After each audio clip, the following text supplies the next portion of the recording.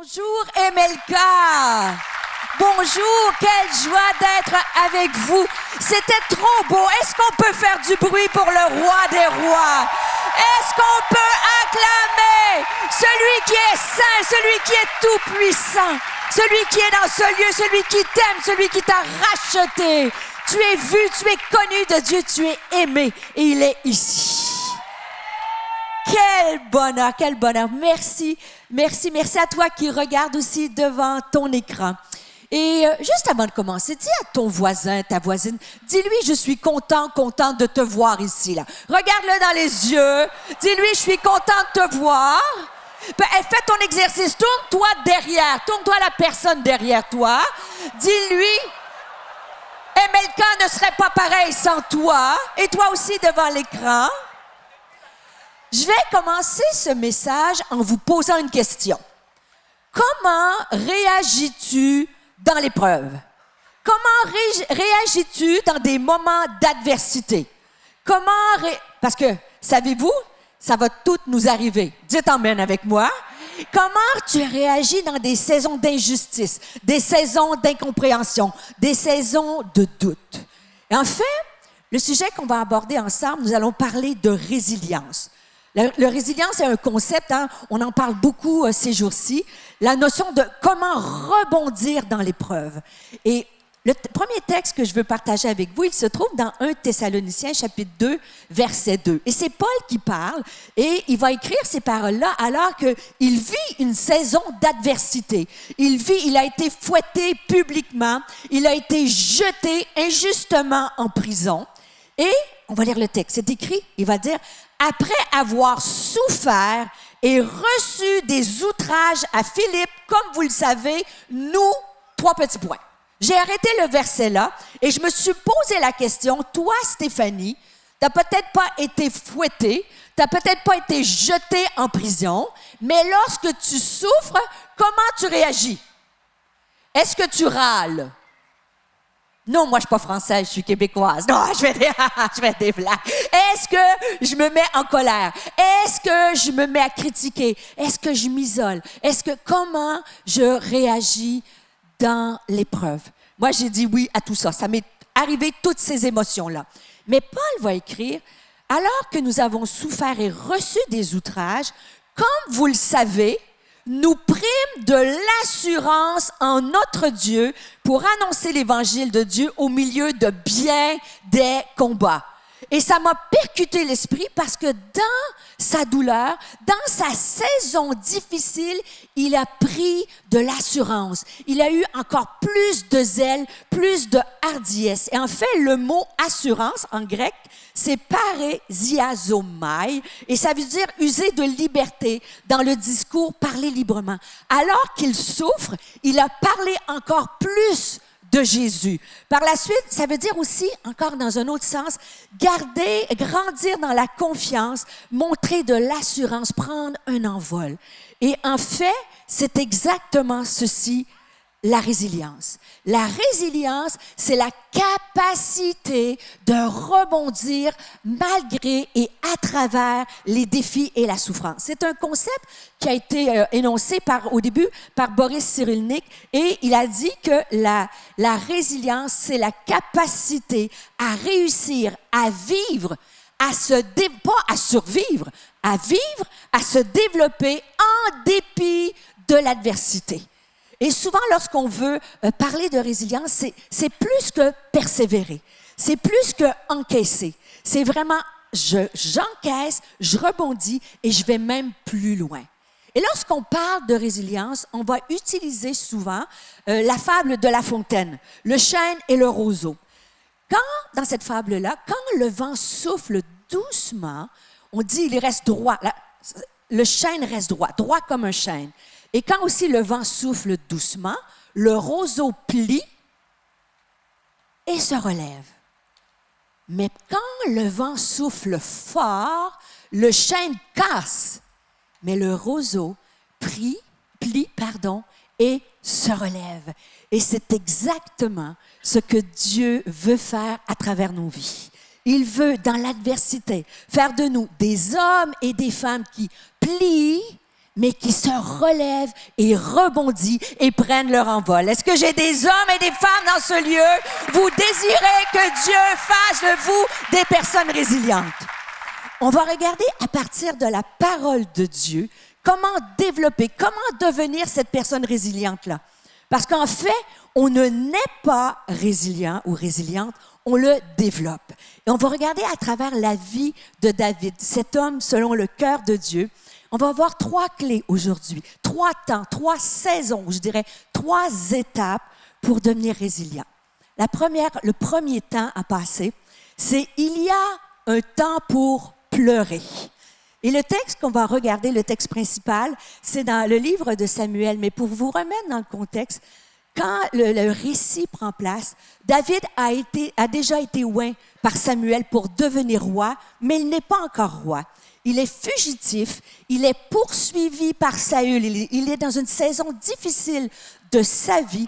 Il est en exil chez les Philistins et alors que lui et ses troupes vont partir en expédition, alors qu'ils s'en vont faire le travail qu'ils ont à faire, il va revenir dans sa ville où il habite, Tsiklag, et là, il va arriver dans la ville et tout a été brûlé, tous les aides qui lui sont chères lui ont été enlevés. On lit le texte ensemble.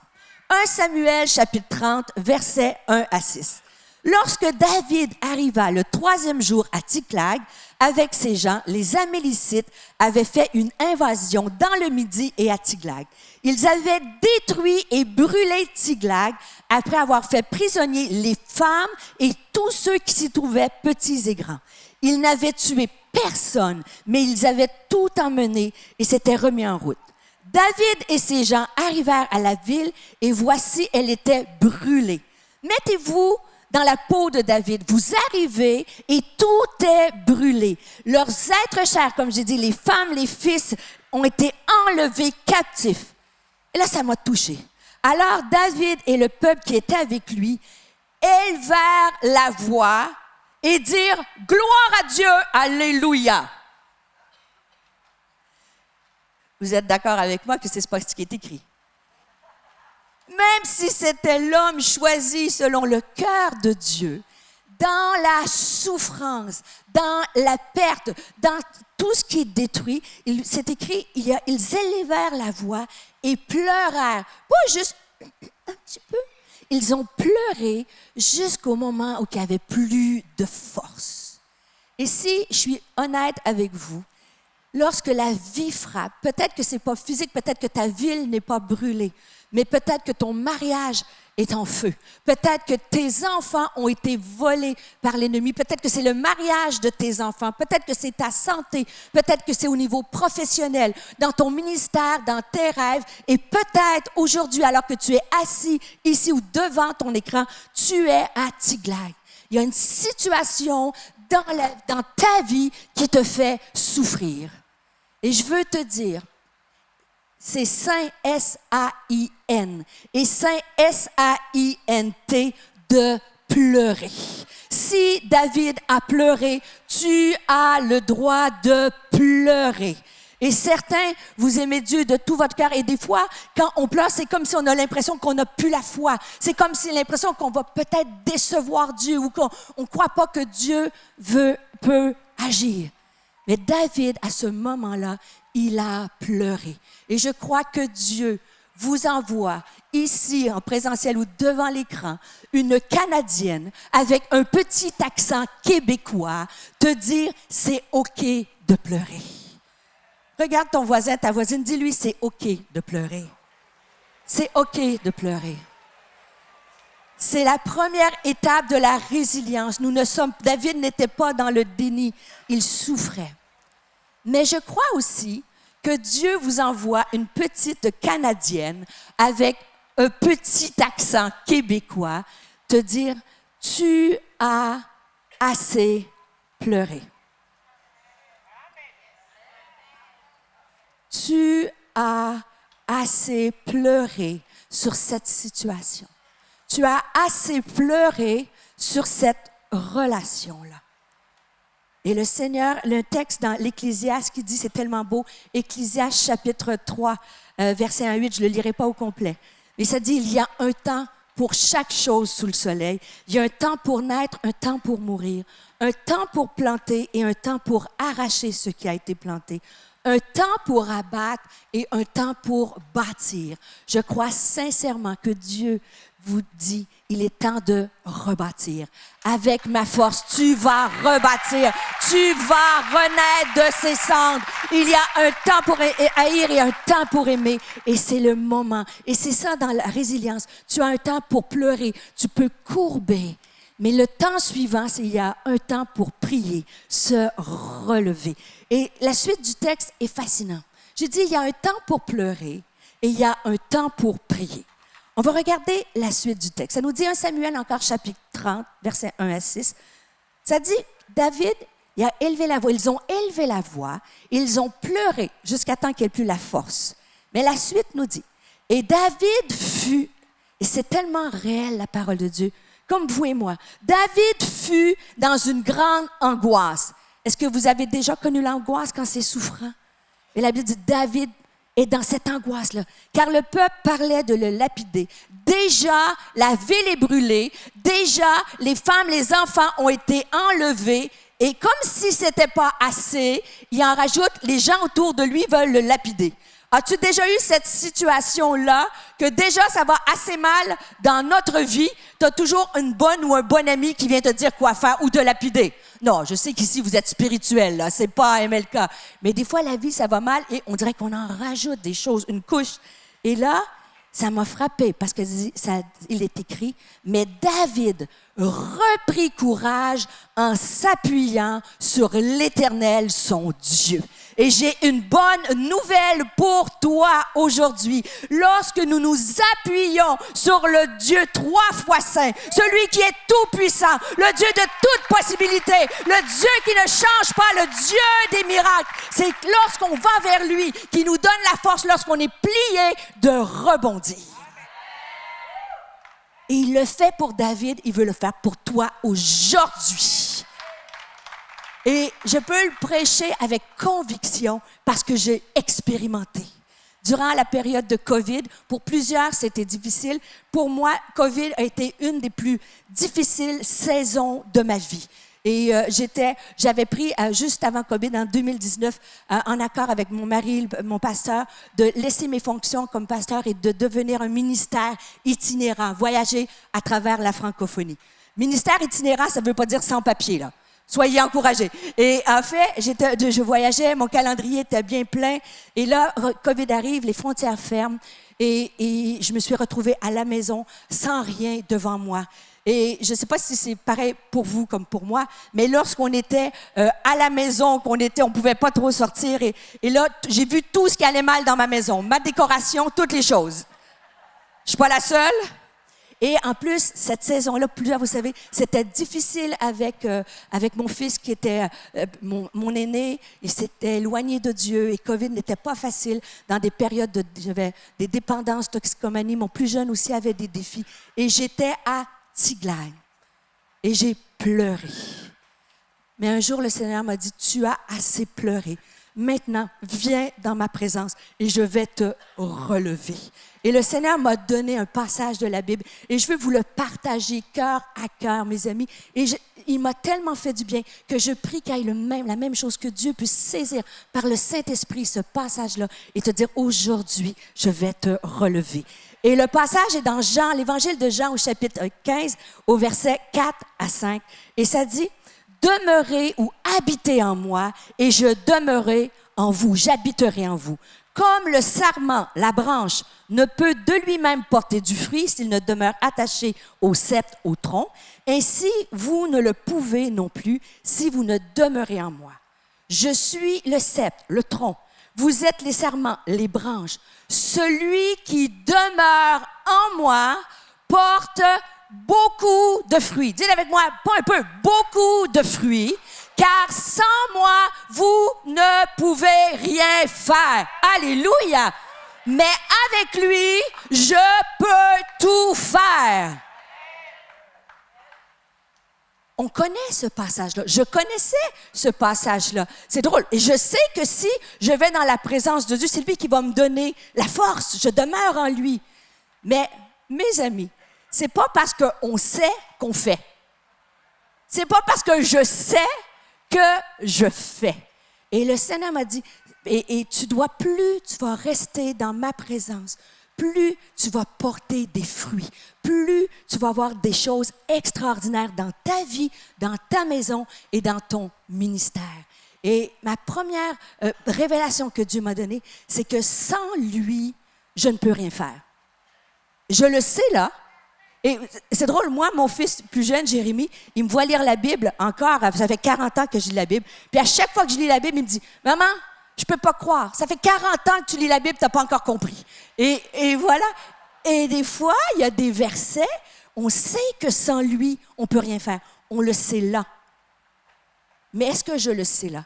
Plus j'avance en âge, plus ma connaissance augmente, ma sagesse, j'espère. Il y a des choses que je sais.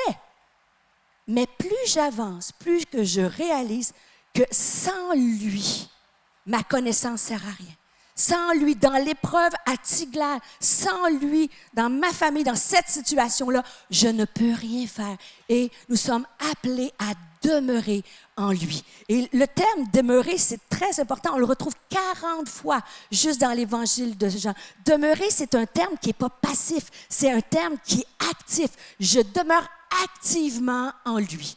Et ce principe-là de rester attaché à Jésus, vous savez, demeurer, c'est être attaché à Jésus, passer du temps dans sa présence.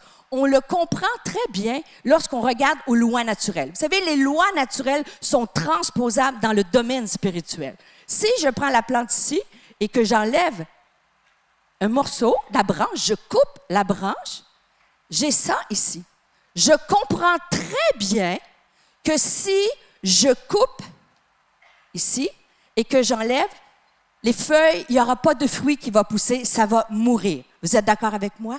Et c'est exactement ce que Dieu m'a montré. Et ce n'est pas une condamnation, mes amis, c'est une inspiration de dire, plus je reste attaché à Jésus, plus la vie de Jésus, plus le Saint-Esprit, plus les forces coulent en moi. Et c'est cette force-là, non pas par mes forces, mais par ton esprit, dit l'Éternel, c'est ces forces-là que lorsque tu plies, que tu n'es plus capable par toi-même, lorsque tu plies et tu restes attaché, tu peux rebondir. Et la vraie résilience, bien sûr, il y a plein de concepts en psychologie, mais la vraie résilience, lorsque nous sommes croyants, nous avons l'opportunité, le privilège d'avoir été rachetés, aimés, pardonnés, avoir accès. Et maintenant, lorsque je reste attaché avec lui, je porte beaucoup de fruits. Et avec lui, je peux tout faire. Reste attaché à Jésus, demeure en lui, et il va te donner du fruit dont tu as besoin.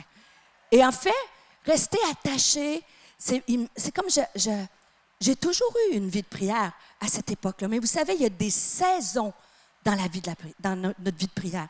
Et il y a des saisons. Le Seigneur, en COVID, il m'a comme inspiré, donné des outils pour aller dans une nouvelle dimension de prière, une nouvelle saison. Et j'aimerais vous partager, vous savez, la prière. Qui boit le café ici? J'ai des amateurs de café ici. OK, pas trop. Qui aime le thé? Des amateurs de thé, là. Moi, j'aime bien l'après-midi prendre un thé. Et si vous êtes des vrais amateurs de thé, vous savez que quand on est spécialiste du thé, il y a une façon de boire le thé. Vous êtes d'accord avec moi? Bon, là, pour ceux qui aiment le thé, il y a une façon qui peut être un peu choquante. Tu vois, tu peux prendre ton thé, mettre le sachet et faire trempette. Tu vois? Je fais trempette. Donc, j'ai un thé. Vous êtes d'accord? Mais honnêtement, il existe thé et thé. Il y a tasse de thé et tasse de thé, voyez-vous? Et ce petit thé-là, il est un peu faible. Et des fois, et sans condamnation, parce que la condamnation, ça paralyse, ça ne va pas plus loin, mais par inspiration. Le Seigneur m'a dit, tu peux faire des trempettes, c'est bien. Vous savez, une trempette dans la prière, c'est style dans la voiture où tu t'en vas travailler. « Oh Jésus, bénis ma journée, viens bénir mon patron, sois avec moi, bénis mes enfants, alléluia, gloire à Dieu, amen. » Dites que vous avez déjà fait trempette, n'est-ce pas? Moi, je dis amen. Ça m'arrive de dire, je fais trompette, bénis ma journée, bénis. Si tu es une maman avec des jeunes enfants, tu vas dans le cabinet des toilettes et tu fais trompette. Oh Seigneur, délivre-moi de ces enfants, bénis-les, n'est-ce pas? Et on fait trompette comme ça. Mais lorsqu'on est à Tiglath, il faut faire plus que trompette. Notre premier ministre du Canada est allé à Davos récemment il y avait plein de ministres et de présidents. Sur le parquet, il a dit, en parlant des puissances moyennes, « Si vous n'êtes pas à la table, vous êtes au menu. » C'est une très belle phrase.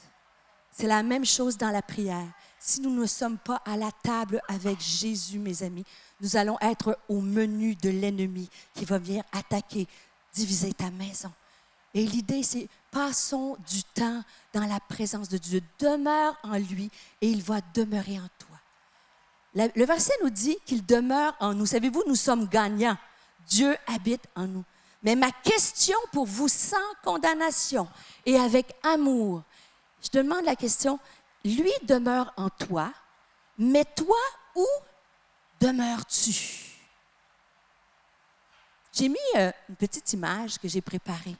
Et lorsqu'on regarde ça, où demeures-tu? Des fois, on demeure dans la maison des défis familiaux. Tu arrives pour prier et moi, je veux juste vous mettre à niveau. Moi, j'ai habité toutes ces maisons-là. J'ai dû déménager plusieurs fois. J'ai habité la maison des défis familiaux. J'arrive en COVID, je commence à prier, je rentre dans la prière, faire trompette, et là, qu'est-ce qui va arriver avec mes enfants? Qu'est-ce qui va arriver avec ci? Qu'est-ce qui va arriver? Après ça, j'ai déménagé. Je suis allée dans le tourbillon de la vie. Métro, boulot, dodo, il y a tellement d'activités. Aller reconduire le foot, le soccer, tous ces trucs-là. Tu veux demeurer en lui. Tu sais que sans lui, tu peux rien faire, mais tu habites dans la maison du tourbillon de la vie.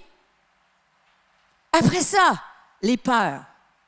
Tu arrives pour prier, mais qu'est-ce qui va arriver? Comment je vais payer l'épicerie? Comment je vais payer les factures? Qu'est-ce qui va arriver avec ma santé, avec mon mariage? Les peurs, les déceptions. Les déceptions, ça, c'est une maison qui est sournoise. Parce qu'en fait, tu sais que tu restes attaché, tu sais que sans lui, tu ne peux rien faire, donc tu pries, et là, tu n'obtiens pas ce que tu demandes.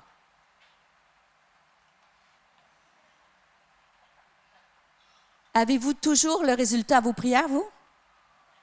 On est d'accord. Des fois, c'est plus tard. Il y a le temps. Et là, tu pries, ça n'arrive pas. Donc, tu te décourages, tu n'oses plus. Puis là, après quelques découragements, là, tu tombes dans la déception. Tu ne veux plus aller prier parce que tu as peur d'être déçu. Et ça, c'est une maison qui est terrible. Il faut déménager. Et où demeures-tu? Certains, peut-être que tu demeures dans la maison de Netflix. Est-ce qu'il y a la maison de Netflix ici? Yes, voilà la netteté. Sois béni quand même si tu habites dans la maison de Netflix. Et en fait, la maison de Netflix, c'est plus sournois. Il y a deux choses. Soit que tu es à Tiglath, tu souffres, tu n'as plus le goût de rebondir, tu fuis. Ou soit que c'est le tourbillon. Tu arrives, c'est vrai qu'on peut se reposer, avoir des choses. Et ce n'est pas une condamnation sur la maison de Netflix. Ça dépend si tu habites toujours dans la maison de Netflix. Et des fois, tu arrives, OK, on commence. Il y a quelqu'un qui nous a suggéré, à mon mari et moi, vous savez, une série. Puis on dit, il faut vous écouter ça, c'est trop bon. Puisque je suis spirituelle, j'ai dit, bon, allons, regardons, tu vois. Et là, j'ai regardé un épisode, 2 épisodes, 3 épisodes. Êtes-vous avec moi? Que quelqu'un dise, soyez honnête, Emelka, et toi aussi devant l'écran. Dites que vous avez déjà habité la maison de Netflix. Et là, j'étais à 4 épisodes. Et là, finalement, il était 3 heures du matin. Et quand je me suis couchée, je peux vous garantir que le lendemain matin, je n'étais pas dans la maison de Jésus. J'étais dans la maison de mon oreiller parce que je m'endormais, tu vois. Et où habites-tu? Sans condamnation. Est-ce que c'est le temps de déménager? De dire, si je suis à Tiglath, il y a un temps pour pleurer, mais il y a un temps pour aller dans la présence de Dieu. C'est là qui va te donner la force, quand tu es courbé, de rebondir. Et dans la présence de Dieu, il y a des mets succulents. Le Seigneur, j'ai un passage qu'il m'a donné dans cette période-là que je veux vous partager de façon très pratique. C'est dans Genèse chapitre 28, versets 11 à 16. Vous savez, c'est lorsque Jacob s'est endormi au pied d'une échelle et il a fait un rêve. On le lit ensemble. Vous êtes avec moi? Comme le soleil se couchait, il prit une pierre pour s'en faire un oreiller et se coucha pour passer ainsi la nuit dans le lieu qu'il avait atteint. Dans son rêve, il vit une sorte d'escalier reposant sur la terre et dont le haut atteignait le ciel. Et voici que des anges de Dieu montaient et descendaient cet escalier. L'Éternel lui-même se tenait tout en haut et lui dit, et j'ai pris cette parole pour moi, « Je suis l'Éternel, le Dieu d'Abraham, ton ancêtre et le Dieu d'Isaac. Cette terre sur laquelle tu reposes, je te la donnerai à toi et à tes descendants. » Et je veux le dire haut et fort aujourd'hui, le Seigneur a une promesse pour toi et ta maison. Moi et ma maison, nous servirons l'Éternel. Ta maison, ton père, ta mère, tes enfants, moi et ma maison. Et là, ça dit, elle sera aussi nombreuse que la poussière de la terre. Et ça dit, par toi, par elle, toutes les familles de la terre seront bénies. Et voici, je suis, et prends-le pour toi ce matin, je suis moi-même avec toi. Je te garderai partout où tu iras. Amen. Et je te ferai revenir de cette région. Je ne t'abandonnerai pas, mais j'accomplirai ce que je t'ai promis. Et Jacob s'éveilla et s'écria, « Assurément, l'Éternel est en ce lieu et je l'ignorais. » Et savez-vous pourquoi ça m'a percuté? C'est que lorsqu'il a été en relation avec Dieu, lorsqu'il a demeuré, qu'il a habité dans la maison de Dieu, il a eu cette révélation. Les promesses lui ont été révélées. Et c'est comme s'il disait, il y avait toutes ces richesses-là et moi, je ne le savais pas jusqu'au jour où Dieu m'a parlé. Dieu parle encore aujourd'hui. Dieu veut te parler lorsque tu vas aller dans sa présence et te donner cette force-là de rebondir. Et trouvez-vous, pour illustrer ce passage-là, ça prendrait une échelle. Êtes-vous d'accord avec moi? Mais il semble qu'on pourrait mieux comprendre le passage. Je pense que vous n'avez pas tout à fait saisi. En fait, est-ce qu'on peut remercier cette jeune femme qui nous aide depuis ce matin? En fait, c'est comme si le rêve de Jacob, c'est un peu applicable aujourd'hui pour nous. Quand tu demeures en lui, quand tu vas dans sa présence, c'est comme si tu montais l'échelle, un barreau. Tu montes dans sa présence, un autre barreau, pas de trempette, je commence à infuser, un barreau de plus. Et lorsque j'arrive, plus je monte un barreau, plus je touche le ciel. Alléluia! Pensez-vous que je suis capable d'un autre barreau? Parce que qui veut toucher le ciel ici? Alors, plus j'avance dans ça, plus je touche le ciel. Et tu as accès à cette bénédiction-là. Et la présence de Dieu, sans condamnation encore. Je veux te donner soif de dire, plus tu passes du temps, et c'est pas pour une élite spirituelle, c'est accessible à tout le monde, et tu as accès au ciel. Et la bonne nouvelle, c'est que plus tu montes, plus Dieu descend vers toi, plus il te console, plus il te fortifie, plus il te relève. Tu as accès. Demeure en lui et il demeure en toi. Ne fais pas uniquement des trempettes, mais va te prendre un thé savoureux. Prends un thé qui a de la saveur. Et savez-vous, il n'y a pas de condamnation. Il y a la profonde réalisation. Quand tu réalises véritablement que sans lui, tu ne peux rien faire, tu dois aller dans la présence de Dieu. Sans lui, tu ne peux rien faire. Mais dans sa présence, avec lui, tout est possible. Tout est possible. Prends-le pour ta vie. Tout est possible. Je m'entraîne, je ne suis pas une grande sportive pour celles que vous me connaissez. Quand je suis à Montréal, je vais à la salle de sport 3 à 4 fois semaine. Et à chaque fois, c'est une décision. Vous savez, ce n'est pas par goût, c'est vraiment par décision. Et j'étais en janvier dans mon jeûne de Daniel. Chaque mois de janvier, je commence avec un 21 jours de jeûne. Et je fais Daniel parce que je veux continuer à m'entraîner. Vous savez, le jeûne de Daniel, c'est que tu manges des légumes, tu manges du tofu, dites amen. Tu manges des pois qui sont chiches, vous savez, les fameux pois chiches. Et tu sais, c'est nourrissant, mais c'est pas... bon, enfin, c'est une forme de jeûne. Et en plus, j'ajoute à ça l'exercice. Et quand je suis en janvier, cette journée-là, vous savez, il y a janvier à Paris. c'est un peu gris. Mais il y a janvier à Montréal. Hein? Montréal, on a deux saisons, nous autres. On a l'hiver, l'été, c'est l'été dure 24 heures. C'est juste ça. Et en fait, c'est pas qu'on n'a pas d'été. Je fais des blagues. Mais l'hiver, c'est difficile. Et donc, c'est janvier, j'ai fait froid, il y a de la neige, j'ai pas mangé, j'ai juste des pois chiches. Et là, il faut que j'aille m'entraîner. Et là, j'habite dans la maison des pensées négatives. Pourquoi j'irais m'entraîner? Il fait froid, j'ai faim, non, non, non, non. Et là, en plus, la salle de sport où je vais, on appelle ça, il y a des objectifs à atteindre, c'est-à-dire qu'il y a des benchmarks. À tous les 3-4 mois, tu relèves un défi et tu compares, si tu veux, 4 mois avant, à quelle vitesse tu as couru ce défi-là, et 4 mois plus tard, si tu t'es amélioré. Et là, je me suis dit, bon, je vais aller là-bas. En plus, je suis fatiguée, donc j'améliorerai pas. Je suis pas compétitive du tout, mais on aime bien s'améliorer. Donc, je me suis dit, Stéphanie, vas-y pareil. Donc, j'arrive à la salle de sport et là, je commence. J'ai vraiment aucun désir. Mais je commence à courir sur le tapis roulant. Et là, la coach qui est là, et c'est le benchmark, c'est 2 km. Il faut que tu battes ton record. En combien de temps tu vas courir 2 km? C'est pas beaucoup, 2 km.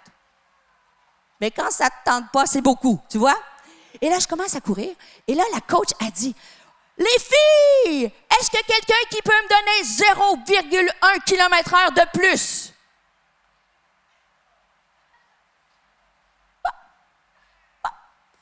Je suis capable.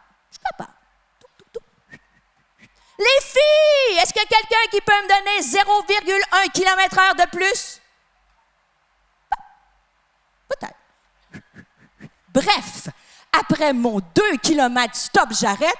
Je regarde le temps que j'ai fait, j'avais réduit mon temps de 45 secondes.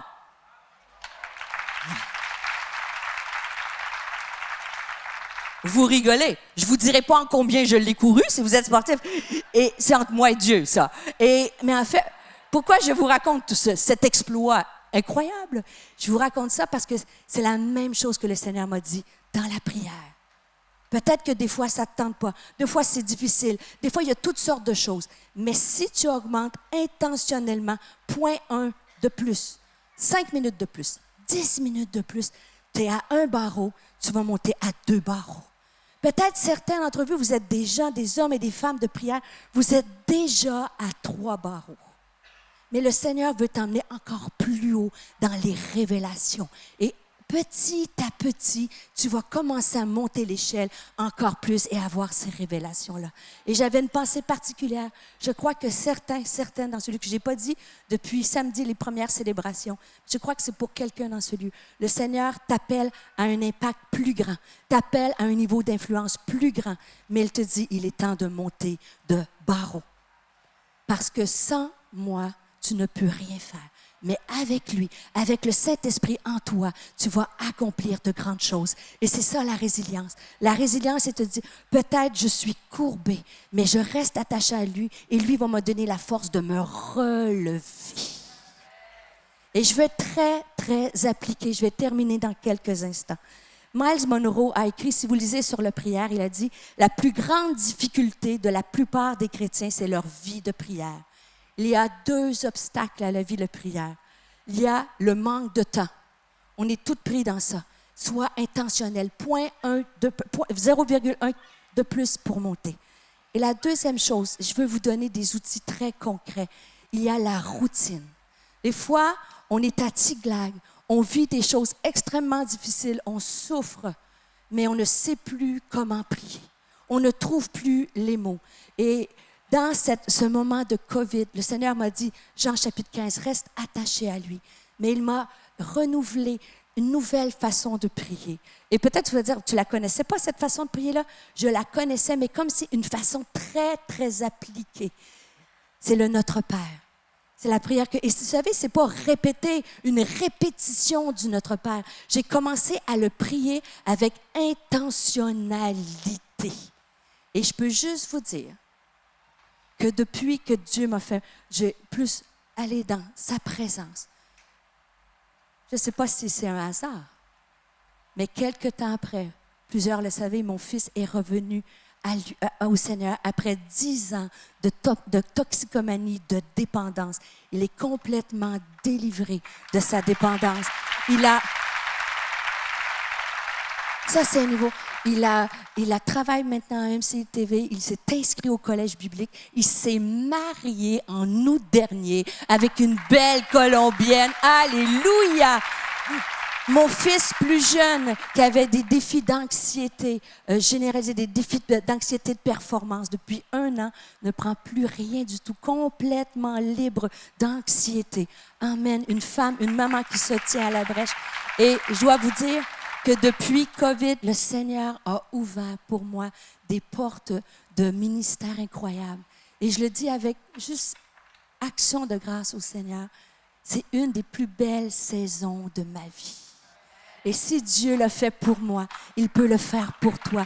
Un homme et une femme il y a un temps pour pleurer, il y a un temps pour prier. Et comment prier, des fois on ne sait plus comment. Je veux te proposer, alors que je termine tranquillement, voici la prière que Jésus nous a proposée. Voici donc comment vous devez prier.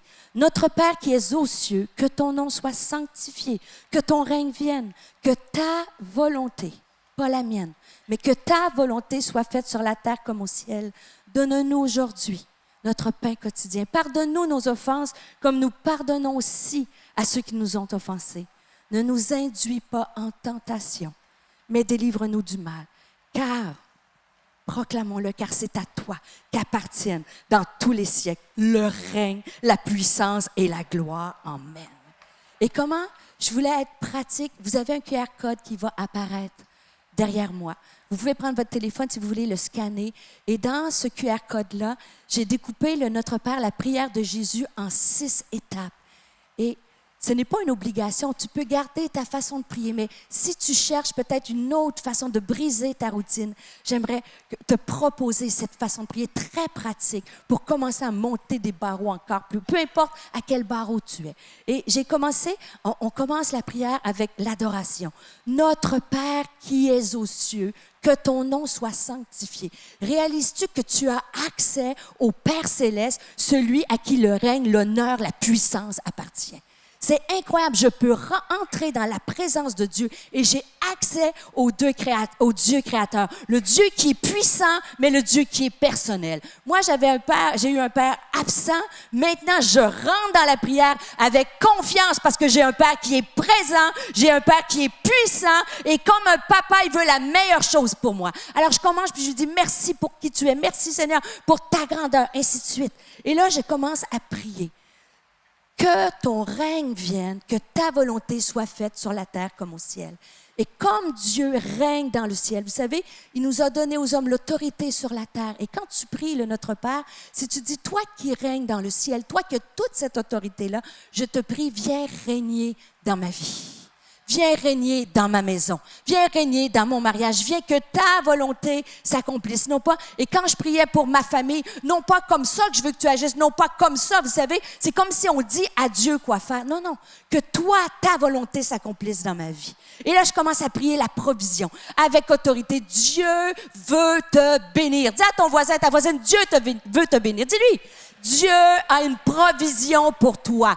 Donne-nous aujourd'hui notre pain quotidien, un pain qui est matériel, financier. Et je ne prêche pas un évangile de prospérité, c'est pas ça. Mais Dieu connaît tes besoins, il sait ce dont nous avons besoin. Donne-moi la provision. Donne-moi la provision émotionnelle. Donne-moi la provision spirituelle des révélations. Et tu commences à proclamer, à demander. Après ça, j'entre dans le pardon. Seigneur, je me mets ma vie devant toi. S'il y a quelque chose devant toi aujourd'hui qui n'est pas de toi, qui t'a blessé, pardonne-moi, comme moi je pardonne à ceux qui m'ont offensé. Ainsi de suite. Tu nous pardonnes. Parce que tu nous as pardonné, nous devons parfois toujours relâcher le pardon. Mais je dis, Seigneur, donne-moi la force dans cette situation de marcher sur le chemin du pardon. Après ça, je commence à prier la protection. Souvent, je priais des prières qui sont offensives. Et vous savez, il y a des prières qui sont défensive, protège. En ce moment, le Seigneur en a gagné du terrain. Et je dis, protège ma maison, protège ma famille, protège mon ministère, protège mon église, protège tout ce qui prend place. Et j'appelle le sang de Jésus sur ma vie, la protection sur ma maison. Et je finis en proclamant, car c'est à toi. Et là, vous pouvez dire Amen quand vous voulez, car c'est à toi qu'appartiennent dans tous les siècles le règne, la puissance et la gloire. Amen. Et cette prière-là, essaie-la dans ta vie. Et j'ai dit, il y a un temps, alors, qu'on conclut bientôt. Il y a un temps pour pleurer. Il y a un temps pour prier. Et c'est là que Dieu me donne la force de rebondir. Et il y a un temps pour aller prendre la victoire. Et savez-vous que, oui, il y a un temps pour aller prendre la victoire. Et ça nous dit que David, il est arrivé une fois qu'il a pleuré, qu'il n'avait plus de force, une fois qu'il était dans l'angoisse, mais Dieu l'a relevé. Ça dit qu'il a continué la poursuite et il est allé chercher dans le camp de l'ennemi ce que l'ennemi avait pris. Il est allé rechercher les femmes, il est allé rechercher les enfants. Et la Bible nous dit qu'il n'y avait aucune chose du butin qui a été enlevé. Il a tout redonné. David a tout ramené. Et c'est la même chose. Un homme et une femme résiliente par la grâce de Dieu se relèvent et commencent à aller chercher ce que l'ennemi a volé. Et savez-vous, Tiglath, oui, yes. Et Tiglath, c'est le dernier endroit, c'est l'endroit de douleur, mais c'est le dernier lieu où David a habité avant d'aller au palais royal. Et je veux te dire, tu es peut-être à Tiglath, mais le palais s'en vient. Dieu a des bénédictions en réserve pour toi. Alléluia, MLK. Est-ce qu'on peut acclamer le roi des rois, pousser un cri de victoire à l'avance. Alléluia. Alléluia. Est-ce qu'on peut se lever dans ce lieu? J'aimerais terminer la réunion différemment. On ne prendra pas les 6 étapes du Notre Père, mais j'aimerais prier avec toi. On va commencer là où tu es. Commence à adorer Dieu, ton Papa, notre Père, qui es aux cieux. Que ton nom soit sanctifié. Ça veut dire que ton nom soit loué. Commence à dire merci à ton Papa. Dis-lui merci. Merci pour son amour. Merci parce qu'il a donné sa vie pour toi. Merci parce qu'il est mort à la croix pour toi et pour moi. Merci parce qu'il a cloué à la croix l'acte qui nous condamnait. Merci parce que nous sommes aimés de lui. Merci parce qu'il est un Dieu qui sait tout, un Dieu qui comprend tout, mais aussi parce qu'il est un Dieu qui peut tout. Peu importe ton Tiglath, il te voit. Il est capable de te redonner cette force. Alors on va l'adorer. On va chanter. Et les anges acclament, tu es. Je veux vous entendre adorer maintenant. Toi devant l'écran, commence à louer ton Dieu. C'est trop beau. Élève ta voix. Adore ton Père. Tu es glorifié, Dieu très saint. À jamais tu es saint. Et les anges acclament. Et les anges acclament. Tu es saint. L'univers proclame. Tu es saint. Tu es glorifié. Dieu très saint. À jamais tu es saint. Maintenant, ensemble, j'aimerais qu'on puisse prier. Seigneur, que ton règne vienne et que ta volonté s'accomplisse. Là où tu es, parle à ton Père. Seigneur, que ton règne vienne. Seigneur, je te prie pour ma vie, pour la vie de mes frères et sœurs, mes amis dans ce lieu et ceux qui nous écoutent devant l'écran, Seigneur. Je prie que ton règne vienne dans nos vies, Seigneur. Viens régner sur nos cœurs, Seigneur. Viens siéger, Seigneur, sur le cœur, sur nos cœurs, sur nos pensées, Seigneur. Je prie que ton règne vienne dans nos mariages, Seigneur. Que ton règne vienne dans nos enfants, dans nos familles, Seigneur. Que ton règne vienne dans cette église, là où tu es, que ton règne vienne, Seigneur. Je te prie, non pas ma volonté, mais ta volonté, parce que ta volonté est parfaite, parce que tu es un Père aimant et tu sais ce dont nous avons besoin. Seigneur, viens faire ta volonté. Je te donne toute autorité, je te laisse toute autorité. Comme tu règnes dans le ciel, tu règnes maintenant dans ma vie, dans ma maison et dans mon église et dans mon pays. Alléluia. On va le déclarer. Tout ton peuple crie. Je veux t'entendre. Tu es saint, toi le roi des rois. Tu es saint, Dieu d'éternité. Tu es C'est trop beau. saint, à jamais tu es saint. Et nous voulons déclarer que ton nom On va le déclarer, Melka. Déclare le nom de Jésus est le plus grand nom. Puissant, ton nom est au-dessus de tout. Alléluia. Puissance, autorité, royaume et dignité, ton nom est au-dessus de tout. Ton nom est plus grand que ta situation. Jésus, ton nom est le plus grand, ton nom est tout puissant, ton nom est au-dessus de tout, de toute puissance, de toute autorité, de tout royaume, de toute dignité, oui, ton nom est au-dessus de tout. Maintenant, nous allons prier. Seigneur, donne-nous aujourd'hui notre pain quotidien. Commence à demander ce dont tu as besoin aujourd'hui. Pourquoi tu es venu dans ce lieu? Demande-lui, Seigneur, donne-nous aujourd'hui notre pain quotidien. Seigneur, je te prie, Seigneur, pour chacun et chacune d'entre nous, tu sais ce dont nous avons besoin. Certains ont besoin, Seigneur, d'une provision financière. Certains ont besoin d'une provision dans leur corps, tu guéris, Seigneur. Certains ont besoin, Seigneur, d'une provision émotionnelle. Tu délivres comme David, tu enlèves toute angoisse, Seigneur, anxiété. Seigneur, certains ont besoin d'une provision spirituelle. Ils ont besoin d'une direction de toi. Ils sont à un carrefour de vie, Seigneur. Parle, parle, parle, Seigneur. Seigneur, je te prie, ne nous induis pas en tentation, mais délivre-nous du mal.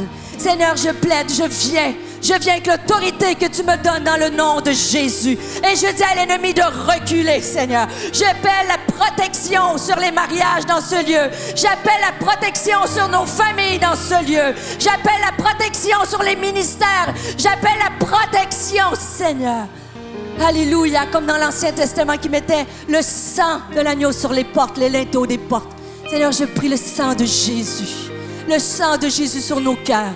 Le sang de Jésus qui nous protège sur nos maisons. Seigneur, ne nous induis pas en tentation, mais tu nous délivres de tout mal. Car c'est à toi qu'appartient dans tous les siècles, aujourd'hui, demain et après-demain, le règne, la puissance et la gloire. Est-ce qu'on peut acclamer? Est-ce qu'on peut acclamer? Tu es saint, l'univers proclame. Tu es saint, tu es glorifié. Dieu très saint, à jamais tu es saint. Tout ton peuple qui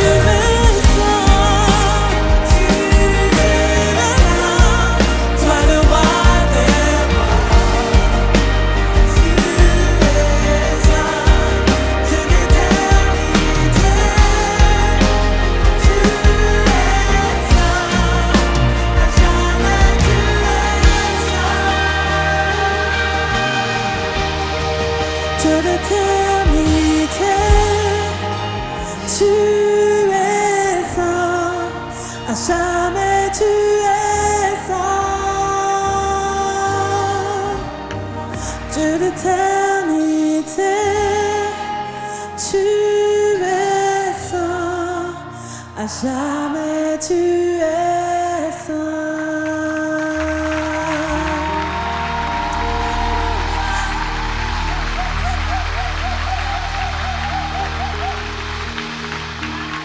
Il est saint, il est puissant, son amour est si grand. Vous pouvez reprendre place. L'instant de quelques annonces. Nous réalisons combien nous avons besoin de rester debout avec lui, de ne pas être brisé, de ne pas se rompre, parce que le Seigneur nous garde. Si vous avez besoin de la prière, vous qui êtes en ligne, qui nous suivez, la ligne de prière est ouverte, vous pouvez appeler, des équipiers prieront avec vous. Pour vous qui avez des sujets de prière que vous voulez nous faire parvenir, écrivez-nous à prière@eglisemmlk.fr. Nous nous ferons un plaisir avec les équipiers de prière de prendre le temps de prier avec vous et pour vous. Et en salle, vous qui êtes avec nous aujourd'hui, vous pouvez venir sur votre droite avec des équipiers prière. On priera avec vous pour votre sujet, pour votre situation, de sorte que le Seigneur vous relève. Amen. Le Seigneur est fidèle. Alors, si vous voulez continuer de nous encourager pour annoncer la bonne nouvelle de Jésus, comme Stéphanie l'a fait tout à l'heure, nous voulons participer ici en présentiel, en ligne et même au niveau des ambassades. MLK annonce la bonne nouvelle de Jésus. Si vous voulez nous soutenir, ici dans la salle, les paniers vont circuler. Vous pourrez donner ce que vous avez prévu selon votre cœur. En sortant sur votre gauche, vous avez le point finance pour lequel vous pouvez aussi nous soutenir, nous encourager à continuer de parler de ce beau Jésus qui est capable de nous tenir, quels que soient les temps, quelles que soient les circonstances. Est-ce qu'on peut encourager l'équipe de louanges? S'il vous plaît, on se lève et que le Seigneur vous bénisse. Acclamons Jésus dans ce lieu, que le nom de Jésus résonne dans ce lieu. Alléluia.